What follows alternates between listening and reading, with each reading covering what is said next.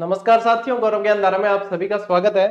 अपनी कक्षा 10 की क्लास को फिर आगे बढ़ाते हैं। आरबीएससी की कक्षा 6 से 10 तक राजस्थान अध्ययन का जो बैच चल रहा है, मैं आप लोगों को एक बात तो बड़े कॉन्फिडेंस और विश्वास के साथ कह सकता हूं कि जो भी विद्यार्थी इस बैच से पढ़ रहा है, इन चीजों को समझ लेगा, तो उसके दिमाग से एक तो ये बर्डन हट जाएगा कि बार बार जब किसी का गाइडेंस का या मोटिवेशन का वीडियो देखोगे या रणनीति का वीडियो देखोगे, तो वहां पे हर व्यक्ति कहेगा कि 6ठी से 10वीं की किताबें पढ़ो भाई।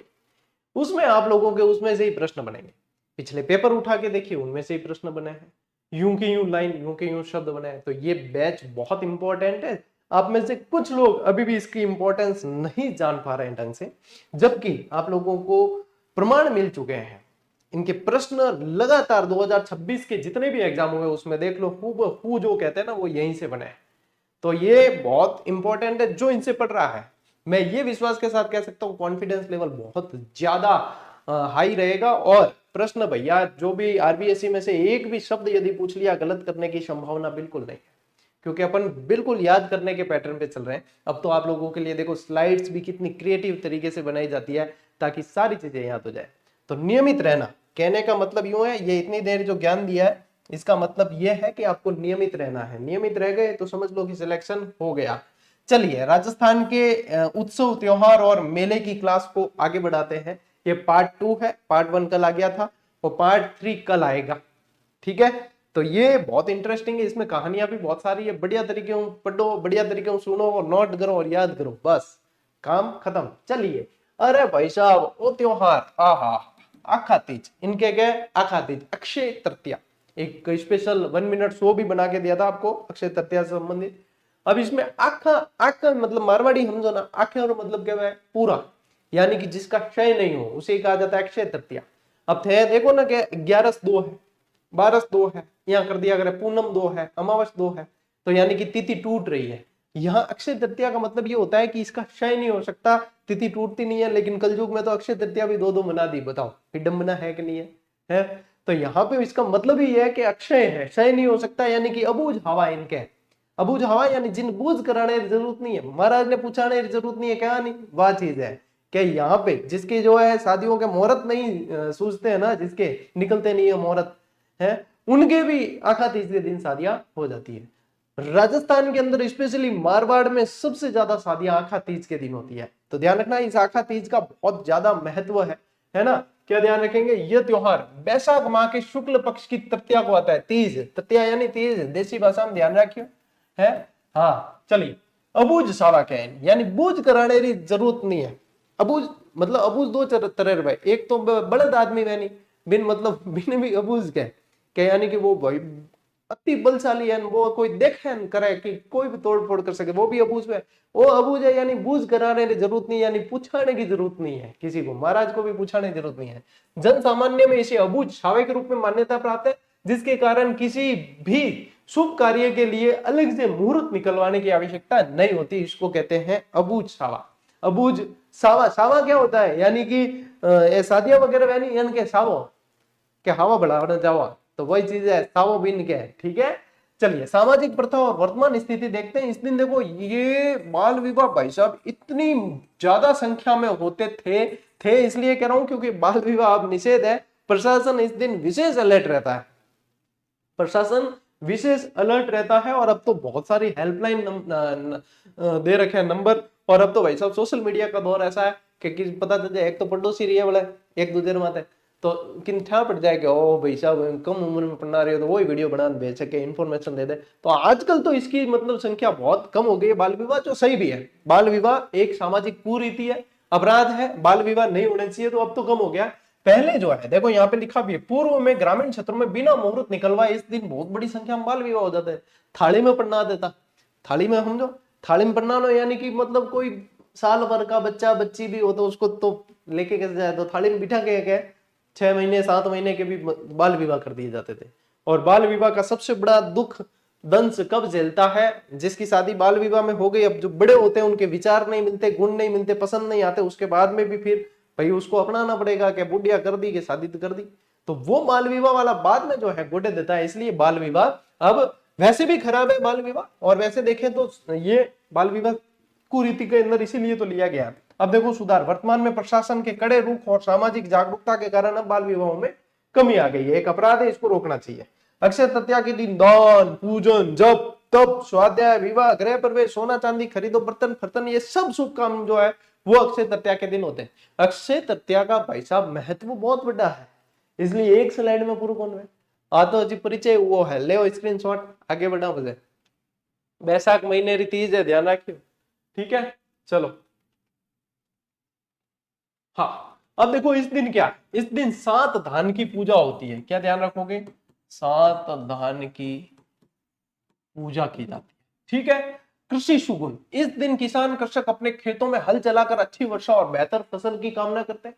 इस अवसर पर 7 प्रकार के अनाजों की पूजा की जाती है। अब कौन कौन से 7 अनाज हो सके, एग्जामिनर भाई साहब खिसकी उड़ी खोपड़ी रोयो नहीं तो यूं भी पूछ सके निम्न में से कौन से अनाज शामिल थे या कौन से शामिल नहीं थे। तो थान में सचित्र बता रही हूं कि इस तरीके को याद रखना है। 7 अनाज भी ध्यान रख लो कौन से होते हैं। 7 दान, बाजरा, मेरे साथ बोलो, देखो बाजरा, गेहूं, चावल, तिल, जौ, मूंग, चना, ठीक है।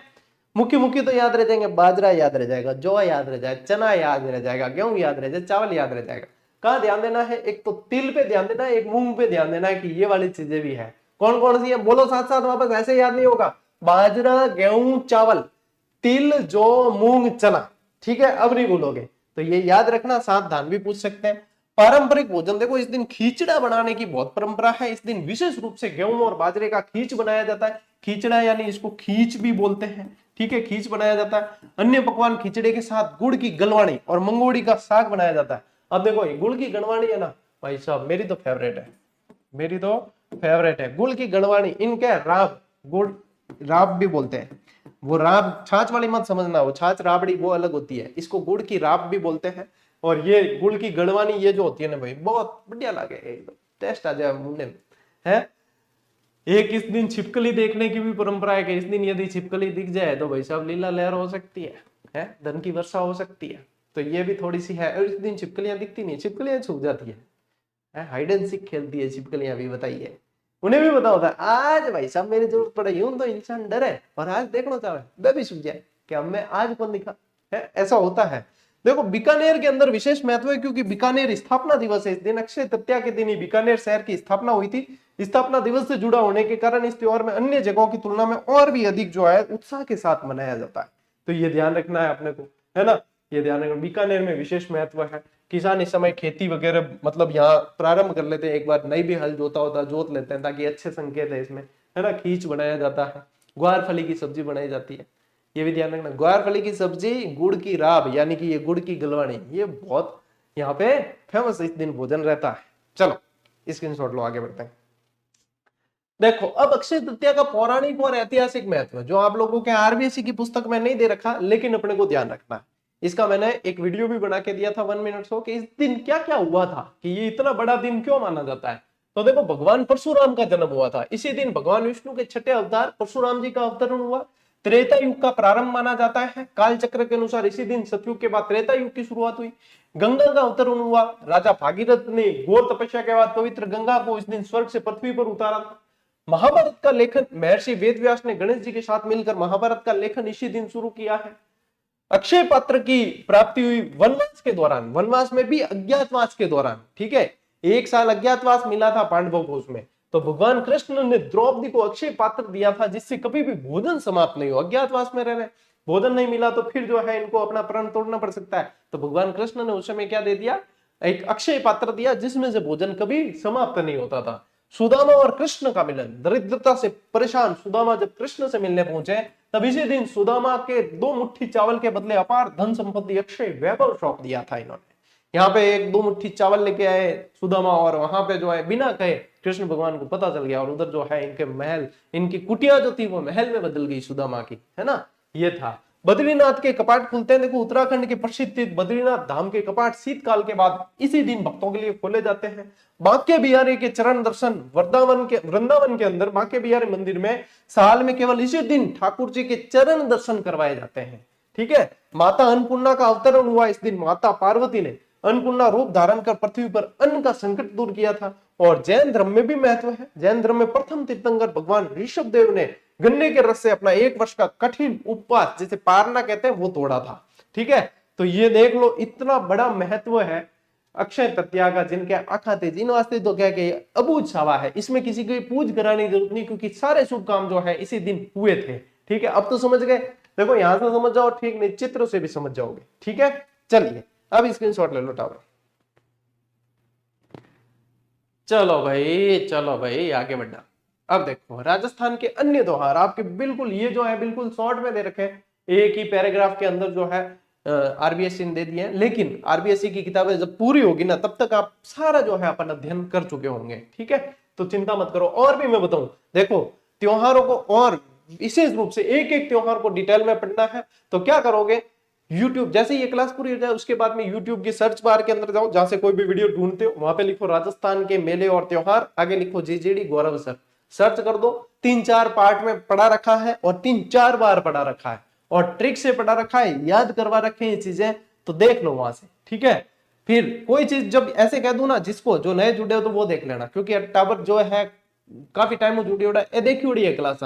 ठीक है, अन ध्यान है तो आ चीज अपन अब वो बैच क्यों चला रहे हैं, ताकि आरबीएससी जो है पूरी अपन कवर कर दा फटाफट, क्योंकि वो तो मैं सब पढ़ा चुका हूं, ये भी सुविधा हो जाए तो आपके कहीं भटकने की आवश्यकता नहीं है।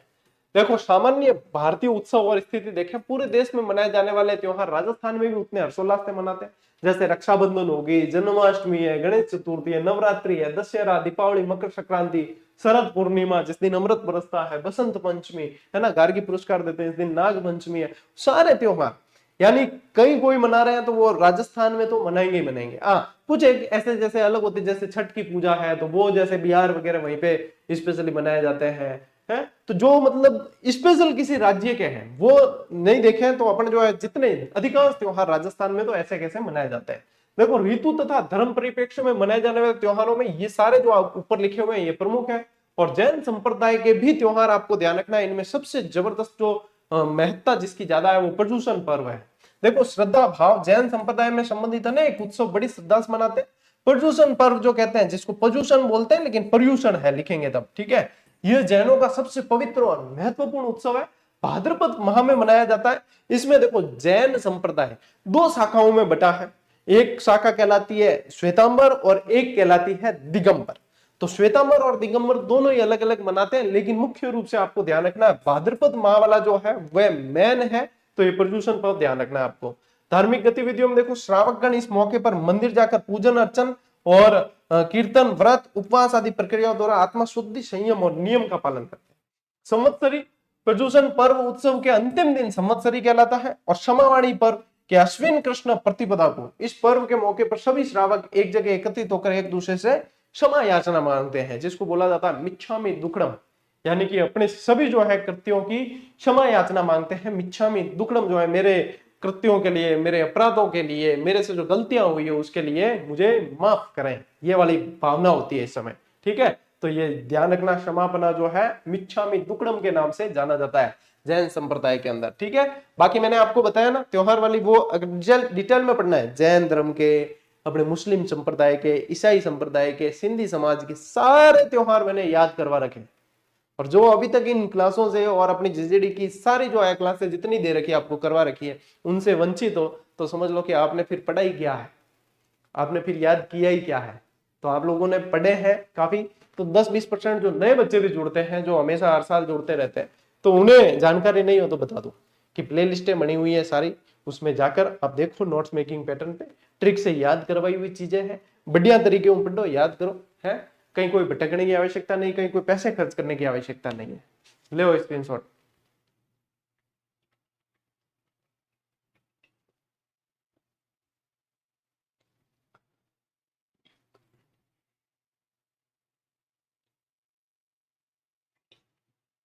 अब देखो मुसलमानों के उत्सव यानी कि इस्लामिक त्योहार थोड़े से देख लेते हैं अपन, जिसमें से आज जब ये क्लास आ रही है वो ईद उल जुहा बकरीद जिसे कहते हैं, जिलहिज माह की 10वीं तारीख को कब आती है, जिलहिज माह की 10वीं तारीख को इब्राहिम द्वारा अपने पुत्र इस्माइल की कुर्बानी की याद में ये मनाया जाता है। ठीक है, और मुहर्रम कब आता है ये आप लोगों को ध्यान रखना, इस मौके पर मुहर्रम माह के अंदर ये जो है जिलहिज के अंदर उपवास रखते हैं, और अंतिम दिन मोहम्मद साहब के नाती हुसैन इमाम की कुर्बानी के उपलक्ष्य में ताजिए निकाले जाते हैं। ठीक है, ताजिए निकालते हैं और ताजिए के दिन ध्यान रखना एक ताशा नाम का जो है वाद्य यंत्र बजाया जाता है। ताशा वाद्य यंत्र जो है वो बजाया जाता है, इसको भी ध्यान रखना है आप लोगों को। ठीक है, मुहर्रम एक तरीके से है ना शोक का त्योहार है। जो यहाँ पे ये जो लिखा है ना, इसमें यहाँ पे मुहर्रम माई है, ये ध्यान रखना। मुहर्रम माह के अंदर जो है ये 10 दिन का एक त्योहार होता है जो शोक का त्योहार के नाम से जाना जाता है। हजरत इमाम हुसैन की जो है कुर्बानी के रूप में याद किया जाता है। शबे रात या शबे बारात, इसको ये जो है शब ए बारात के नाम से भी जानते हैं। ठीक है, ये खुशी का त्योहार होता है। ऐसी मान्यता है कि इस दिन सभी मानवों के कर्मों की जांच होकर उनके कर्मों के अनुसार भाग्य का निर्धारण किया जाता है। एक आता है 12 वफात, जिसे ईद उल मिलादुन्नबी भी कहते हैं। क्या कहते हैं? ईद उल मिलादुन्नबी के नाम से भी जानते हैं। यह हजरत मोहम्मद साहब के पवित्र जन्म और मरण की स्थिति के मुस्लिम समाज द्वारा बड़ी श्रद्धा से मनाते हैं। एक आता है ईद उल फितर, जिसको मीठी ईद के नाम से जाना जाता है। सेवइयां खाई जाती है। जब रमजान का महीना होता है तो रोजे रखते हैं, उस समय जब रोजे पूरे होते हैं तब यह त्योहार मनाया जाता है, जिसे ईद उल फितर कहते हैं। और इस महीने रमजान महीने की समाप्ति के दिन ईद उल फितर जो है मनाया जाता है। समाज द्वारा इनके जो है नमाज की अदा करके और एक दूसरे को गले मिलके बधाई दी जाती है। तो ये सारे जो है इस्लामिक त्योहार है, मुस्लिम संप्रदाय के त्योहार है, ये भी आप लोगों को याद रखना है। लीजिए भैया स्क्रीनशॉट।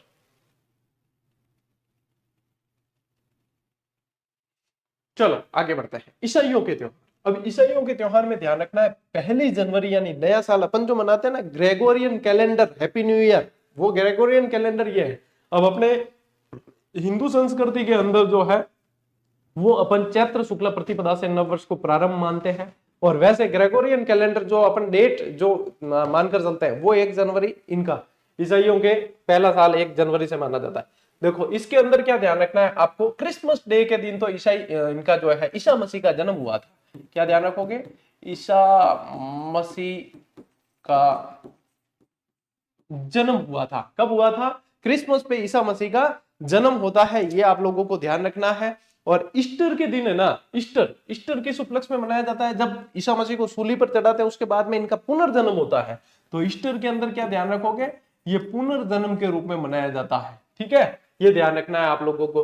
गुड फ्राइडे के दिन ईसा मसीह को सूली पर चढ़ाया था।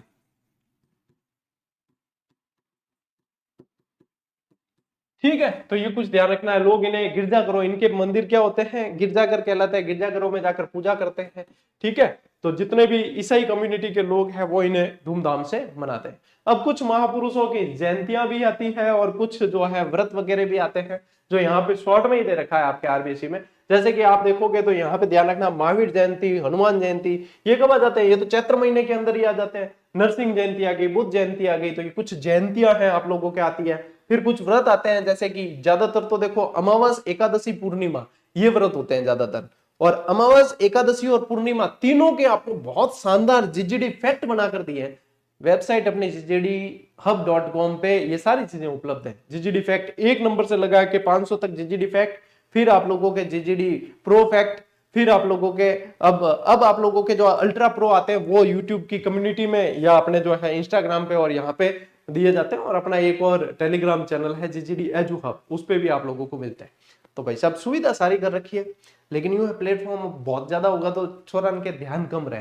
पर जीजीडी फैक्ट जितना जो है इफेक्टिव कुछ भी नहीं रहा। ये एकादशी, पूर्णिमा और अमावस्या सारे जीजीडी फैक्ट दे रखे। अच्छा, जिसके पास में अपनी पुस्तकों के अंदर जैसे वन लाइनर वगैरह जो भी पढ़ते हैं या गाइड के अंदर, तो उनके अंदर भी ये चीजें शामिल कर रखी है। प्रचार नहीं है, लेने नहीं भागना है, बता रहा हूं कि ये चीजें इस तरीके से सुविधाएं दे रखी है। तो नियमित कहीं भी रहो ना, एक प्लेटफॉर्म से जुड़ के रहो, ताकि वहां की हर एक एफर्ट, हर एक चीज से आप परिचित रहो, आपको बार बार बताने की आवश्यकता नहीं पड़े। ठीक है, लो स्क्रीनशॉट लो। अब बेटा मेला में चला। ठीक है, तो मेले और उत्सव पढ़ते हैं अब थोड़े सी। अब मेले देखो, मेला क्या होता है? मेला दिलों का आता है, आकर चला जाता है। आप लोगों को पता है, मेला पिक्चर तो देखी होगी आप लोगों ने। तो देखो, एक विशेष स्थान पर जन समूह का उत्सव मिलन होता है, उत्सव मनाते हैं। मेले के अंदर तो राजस्थान की संस्कृति की पहचान देखने को मिलती है, पोसी जाती है वहां पे संस्कृति। तो यहाँ जो है आयोजन बहुत सक्रिय रूप से लोग शामिल होते हैं। कुछ प्रमुख मेले जैसे कि अजमेर के अंदर पुष्कर जी का मेला, नाथद्वारा के अंदर अन्नकूट का मेला लगता है, सवाई माधोपुर शिवाड़ के अंदर शिवरात्रि का मेला लगता है, जो 12वां ज्योतिर्लिंग है यहाँ पे। चूरू के अंदर सालासर हनुमान जी का मेला लगता है। गोठ मांगलोद नागौर के अंदर दधिमती माता का मेला लगता है। उदयपुर के पास यहाँ पे जो चार भुजा का मेला लगता है, कहाँ पे, राजसमंद के अंदर लगता है। चार भुजा जी का प्रसिद्ध मेला कहाँ, राजसमंद के अंदर, गढ़बोर राजसमंद। करौली के अंदर कैला देवी का मेला लगता है। एकलिंग जी का मेला कहाँ, शिवरात्रि, कहाँ पे, उदयपुर के अंदर। धुलेव, ये भी उदयपुर के अंदर केसरिया जी का मेला लगता है। अलवर के पास भरतरी का मेला लगता है। अब ये क्यों बताए, और भी तो है, क्योंकि ये आरबीएससी में आपके दे रखे सारे सारे, एक पैराग्राफ में दे रखा है। मैंने आप लोगों को बढ़िया तरीके से जो है नोट्स मेकिंग में यहाँ पे सेट करके दे दिया कि ऐसे याद करो, ठीक है, ऐसे याद करो, क्योंकि ये इंपॉर्टेंट है। तो यहाँ से ही कूट मिलान बना के देगा एग्जामिनर, ये दे रखे है ना, तो इसमें से देगा बराबर। तो और पढ़ते हैं अभी आगे, पहले ये तो खाली ट्रेलर है। लो स्क्रीनशॉट लो, आगे बढ़ा। मेला दिलों का आता है, आके चला जाता है। चलिए, आदिवासियों के कुछ मेले बता रखे हैं। डूंगरपुर के अंदर बेणेश्वर का मेला, आदिवासियों का कुंभ कहलाता है ये। 12 जिले के अंदर शाहबाद तहसील में शहरियों का मेला, सीताबाड़ी, ठीक है, जो 12 के अंदर तो देखना वैसे भी शहरिया जनजाति ही बाहुल्य है ना, तो ये भी ध्यान रखना है आपको। लोक नायकों के कुछ मेले, जैसे कि पर्वतसन के अंदर तेजा जी का मेला लगता है। पोखरण के अंदर रामदेव जी का मेला रूणीचा धाम के अंदर लगता है। कोलूगढ़ यानी कि कोलू मंड, कोलू, अब देखो ये अपन ने लोक देवता पूरे पढ़े हैं तो वहां पे सब कुछ पढ़ रखा है। बाबू जी का मेला लगता है। ददरेवा चूरू के अंदर कौन सा लगता है, गोगा जी का मेला लगता है। फिर मौसम के भी कुछ मेले, जैसे कि तीज का मेला हो गया, गणगौर का मेला हो गया, ये मौसम के अनुसार लगते हैं। तो ये तो क्या है, ये भी परिचय है बेटा, ये भी परिचय है अभी तक तो सिर्फ। अब पढ़ेंगे आगे, एक एक मेले को डिटेल में पढ़ते हैं। सबू मोस्ट इंपॉर्टेंट पुष्कर, ठीक है। अब पुष्कर चला, एक बार ले स्क्रीनशॉट। चलो भाई, अब ध्यान दो, अब आएगी आपके कहानियां, अब आएंगे आपके मोस्ट इंपॉर्टेंट फैक्ट, ठीक है। अब देखो, पुष्कर झील भैया बहुत पवित्र झील है, 52 घाट झील कहा जाता है इसे, प्रयागराज का गुरु कहा जाता है इसे, अर्धचंद्राकार झील कहा जाता है इसे, पवित्र झील कहा जाता है इसे, और सबसे प्रदूषित झील भी यही है।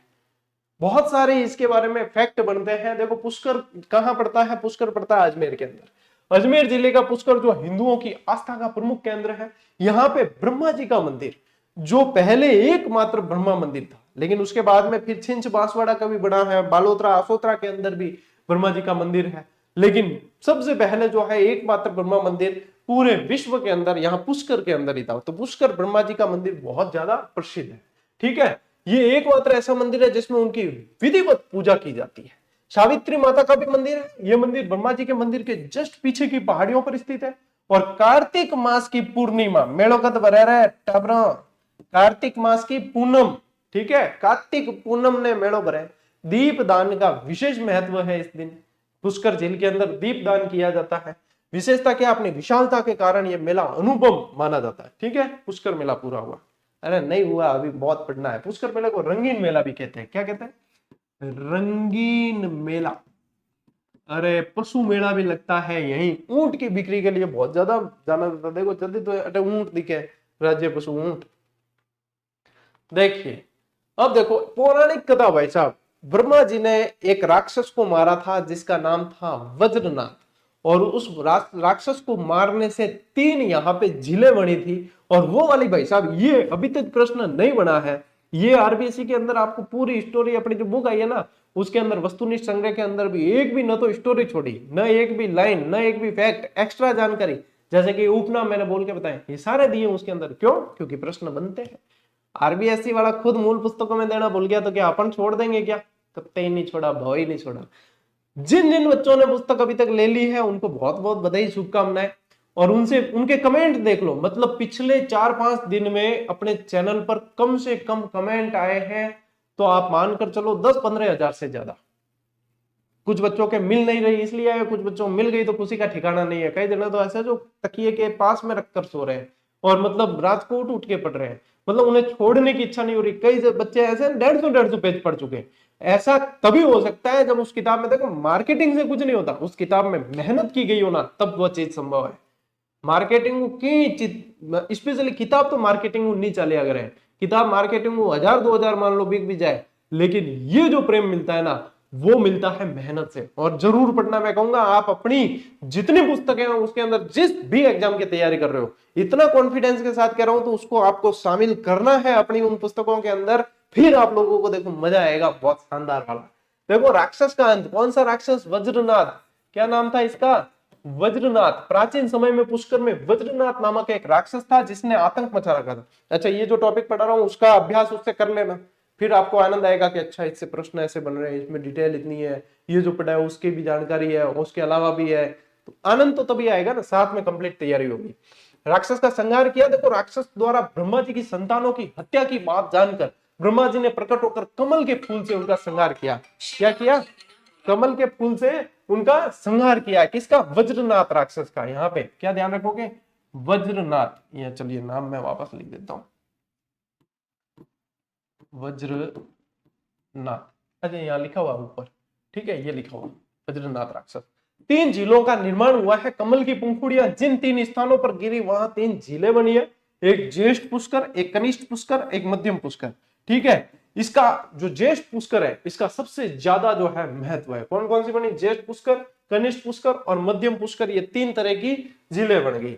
अब देखो, महायज्ञ का आयोजन। राक्षस संहार के बाद ब्रह्मा जी ने इसी स्थान पर एक यज्ञ किया। इसमें समस्त देवी देवताओं, ऋषि मुनियों को आमंत्रित किया गया और यह यज्ञ कार्तिक मास में संपन्न हुआ। इसीलिए कार्तिक पूर्णिमा को जो है मेला पुष्कर का लगता है। ये पौराणिक कथा आप लोगों के आरबीएससी की पुस्तक में दे रखी है। उसी को मैंने क्या किया, नोट्स मेकिंग पैटर्न पे लेके आप लोगों को दे दिया कि पूरी इतनी लंबी जोड़ी पढ़ने की जरूरत नहीं है, सार ये है, ये पढ़ लो कि ये ध्यान रहना चाहिए राक्षस कौन था, झीलें कौन सी बनी और फिर क्या हुआ, कार्तिक मास को यज्ञ संपन्न हुआ है। ले अब स्क्रीनशॉट। कहानी हुई याद मुझे था और ये वज्रनाथ, ठीक है, और वज्रनाथ ने मारियो के कमल के फूल। ले आगे बढ़ा। अब देखो, इस मेले में दीपदान की विशेष परंपरा है। पुष्कर में कार्तिक मास में दीपदान करने का अत्यंत महत्वपूर्ण मतलब पौराणिक यहाँ पे मान्यता है। इसी समय यहाँ विशाल पशु मेला लगता है जिसे रंगीन मेला भी कहते हैं। इसे क्या कहते हैं? रंगीन मेला भी कहा जाता है। ठीक है, विदेशी पर्यटक यहाँ पुष्कर के मेले में बहुत ज्यादा देखने को मिलते हैं। देखो, विदेशी फॉरेनर आज है ना। दीपदान रो विशेष महत्व है, पशु मेला भी है यहाँ पे, और फिर क्या है, आकर्षक और जीवंत दृश्य देखने को मिलते हैं। रंग बिरंगे वस्त्रों में जन समुदाय, गेरुआ वस्त्रों में भस्म लपेटे साधु, हजारों मवेशी, खूबसूरत जीनों में सजे ऊंट। ये देखो, ये खूबसूरत जीनों में सजे ऊंट याद हो जाए, बहुत सारे मवेशी याद हो जाए, रंग बिरंगे कपड़ों के अंदर जो है कई सारे लोग देखने को मिलते हैं। और ये देखो, गेरुआ भगवे वस्त्र के अंदर जो है भस्म लपेटे हुए ये जो साधु संत देखने को मिलते हैं। ये सारी विशेषताएं भाई साहब आपके किसकी पुष्कर मिलेगी? या तो देखो इससे याद करो टेक्स्ट से, या मैंने बोला है वो सुन के याद करो, या फिर ये चित्र देख के याद करो। 3 तरीके हैं आपके पास चीजें याद करने के। लो स्क्रीनशॉट। चलो आगे बढ़ा। अब देखो, जीण माता। जीण माता का मंदिर कहाँ है? सीकर के अंदर है। कहां पे? सीकर, रेवासा गांव। तो ये देखो, सीकर जिले के अंदर रेवासा गांव में पहाड़ी की तलेटी में स्थित है इनका मंदिर। विक्रम संवत 1121 में मोहिल के हट्टर द्वारा निर्माण करवाया गया। मोस्ट इंपोर्टेंट कि जीण माता मंदिर का निर्माण किसने करवाया है? मोहिल के हट्टर ने करवाया है। और यहाँ की माता की अष्टभुजी प्रतिमा की कितनी भुजाएं हैं? 8 भुजा वाली प्रतिमा जीण माता की मंदिर की ये प्रसिद्ध है। अखंड दीपक जलता है यहाँ मंदिर के सामने, घी के और तेल के 2 दीपक कई वर्षों से, कई 100 वर्षों से अखंड रूप से प्रज्वलित है ना। ये ध्यान रखना, जीण माता के मंदिर में 2 दीपक जो है अखंड रूप से प्रज्वलित है। दीपक की व्यवस्था कैसे? माना जाता है कि इन दीपकों की ज्योतियों की व्यवस्था दिल्ली के चौहान राजाओं द्वारा की जाती है। क्या ध्यान रखते हैं कि ये जो है दिल्ली के चौहान राजा दीपक की पूरी व्यवस्था, घी तेल वगैरह इनकी देख रेख की व्यवस्था वो करते हैं। ठीक है, जीण माता से। जीण माता की भी एक पौराणिक कथा वो भी पढ़ते हैं अपन। ले एक बार स्क्रीनशॉट लो। चलो आगे बढ़े।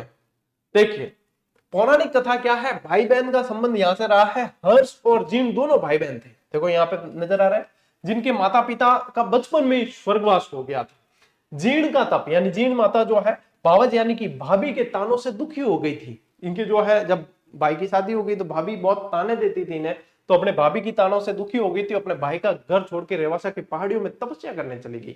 भाई का घर छोड़ के वहां पे तपस्या करने चली गई। जब हर्ष को पता चला तो उन्होंने जीन से घर लौटने का आग्रह किया। जीन के न मानने पर हर्ष भी उसी स्थान पर देवी को प्राप्त करने के लिए कठोर तपस्या करने चले गए। पहले बहन चली गई, भाभी ताना देती, ध्यान पड़ गया हर्ष ने। हर्ष भी भाभी छोड़ वे भी बट चला गया तपस्या करने। ठीक है, परिणाम क्या हुआ? अंत में देवी साक्षात रूप से प्रकट हुई और आज भी वहां विद्यमान है, ऐसा कहा जाता है। ठीक है, और मेले का समय और मान्यता क्या है? राजस्थान के अलावा अन्य राज्यों में भी लाखों तीर्थयात्री मनोकामना पूर्ति के लिए यहाँ आते हैं।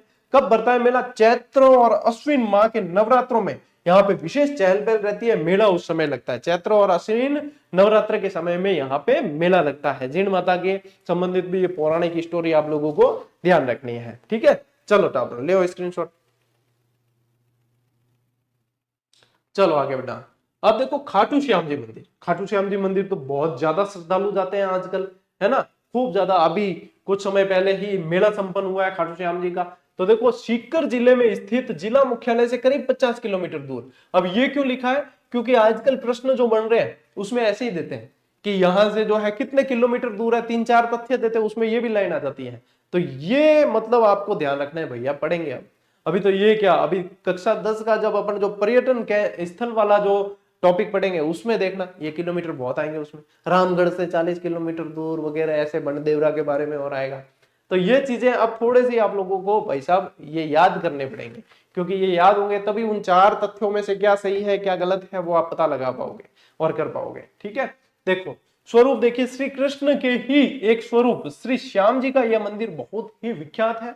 उपाधि क्या है कि इन्हें शीश के दानी कहा जाता है। ये बर्बरिक के रूप माने जाते हैं। बर्बरिक ऐसा व्यक्ति था जिसने पूरा महाभारत का युद्ध जो है खुद देखा है अपनी आंखों से, बर्बरिक, और इनको श्री कृष्ण भगवान ने फिर वरदान दिया था, शीश के दानी कहा था, क्योंकि बर्बरिक से इन्होंने श्री कृष्ण भगवान ने शीश का दान मांगा था। तो इन्हें 3 बाण के धारी और शीश के दानी कहा जाता है। 3 बाण के धारी है ये। मंदिर में वर्ष भर भक्तों की भीड़ रहती है।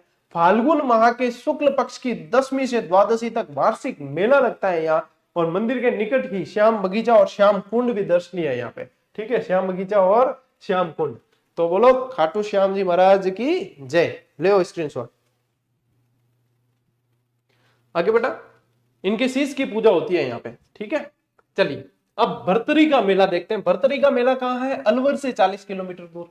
मैं कह रहा हूं ए चीजा थानी हुई याद रखनी पड़ी क्या कितने किलोमीटर है, क्योंकि आजकल पूछ रहा है। भरतरी कहाँ है, भरतरी अलवर से 40 किलोमीटर दूर है। और वर्ष में 2 बार इस यहाँ पे मेले का आयोजन होता है। यह मेला वैशाख और भाद्रपद माह में आयोजित होता है। कब है, एक तो वैशाख महीने में भरी जाए, एक भाद्रपद में भरी जाए, ठीक है, और ध्यान रखना है। इसे लक्खी मेला कहा जाता है। और भैया ये कनफटे नाथों का कुंभ कहलाता है। ये क्या कहलाता है, कनफटे, कनफटे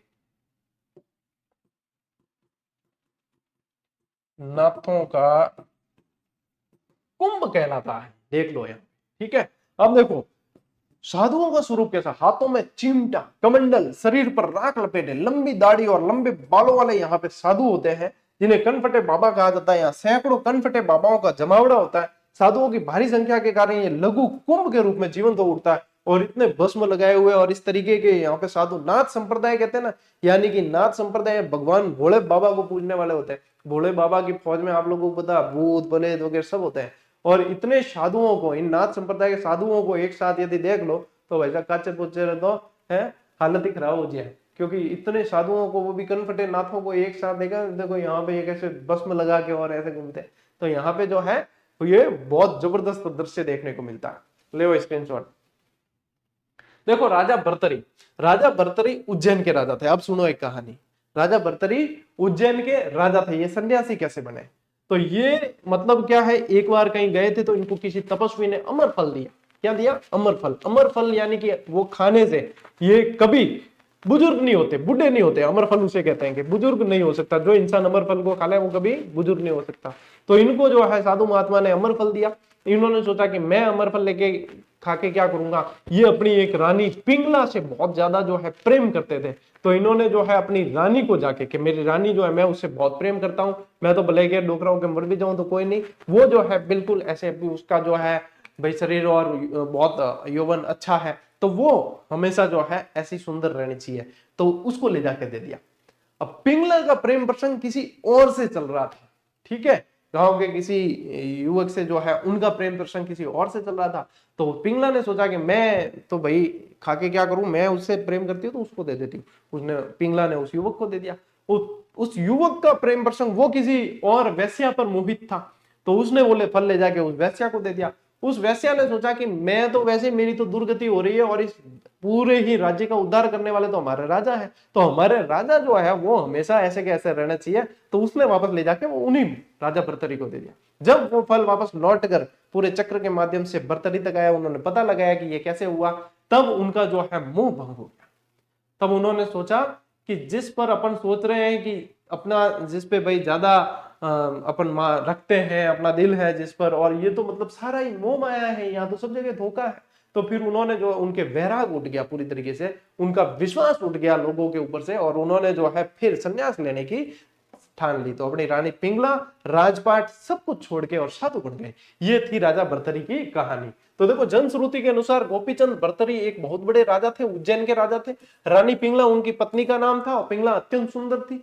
किन्हीं कारणों से राजा के मन में विरक्ति का, वैराग्य का भाव उठ गया, जिसके बाद उन्होंने अपना राजपाट त्याग कर संन्यास ले लिया। अब वैराग्य भाव क्यों उठी वो मैं थान बता दियो। अरे मतलब आरबीएससी में स्टोरी पूरी कौन दे रखी, तो भी मैं थान बताई कि और आ ही स्टोरी, ठीक है। भर्तरी को यहाँ जंगल बहुत भाया और वे मृत्यु पर्यंत जो है यहीं पे रहे। कहां पे? जहां पे अभी इनका मंदिर है, अलवर भर्तरी, ठीक है। तो ये आप लोगों को ध्यान रखना है, ठीक है। चलिए देखो, राजा भर्तरी, पिंगला, सन्यासी, और इस तरीके से आप लोगों को ध्यान रखना। ले स्क्रीनशॉट। चलो भाई, इसी के साथ आप लोगों के बहुत जबरदस्त और याद करवाने वाली सचित्र क्लास ये भी पूरी हुई। एक क्लास और लेंगे भाई साहब इसी अध्याय की, अध्याय 3, यानी कि प्रमुख मेले उत्सव, और ये ऐसी ही बढ़िया शानदार पैटर्न के साथ में एक क्लास इसकी और आएगी, और अध्याय 3 भी कंप्लीट। फिर चलेंगे अध्याय 4 की तरफ। अरे इस पुस्तक को पूरी तो हो जाने दो। अभी देखो आरबीएससी जैसे जैसे क्लासें पूरी होगी ना, अब लगेगा यार वास्तव में ऐसा प्रयास कोई नहीं कर रहा है, ये बात मान के चलो। इस यूट्यूब पे अपने हाथ काट के देने वाले बहुत कम है। मैं वह व्यक्ति हूं कि अपने हाथ काट के इसलिए देता हूं कि मेरे को पता है कि ये सारे मेरे हाथ हैं, जितने मेरे से पढ़ रहे हैं ये सारे मेरे हाथ बनेंगे, क्योंकि मैं एक निश्चित उद्देश्य के साथ आया हूं कि अपने को मतलब ये ना एक क्रांति लानी है कि सभी जगह जो है ये चीजें चलती है। कोर्स बेचना, कोचिंग चलानी, ये कोई बड़ी बात नहीं है, हर व्यक्ति कर सकता है, जो मतलब नहीं पढ़े लिखे वो भी कर सके, कि ये कोई नई बात नहीं है, इसमें क्या विशेष है, सब कर सकते हैं। विशेष वह चीज है, अपन विशेष करें कुछ, कि विशेष वह चीज है कि अपन यदि आज कोर्स लॉन्च कर दें तो मान लो हजारों की संख्या में एक दिन में सेल कर सकते हैं, 50,000 कोर्स भी एक दिन में सेल कर सकते हैं, लेकिन नहीं करना है।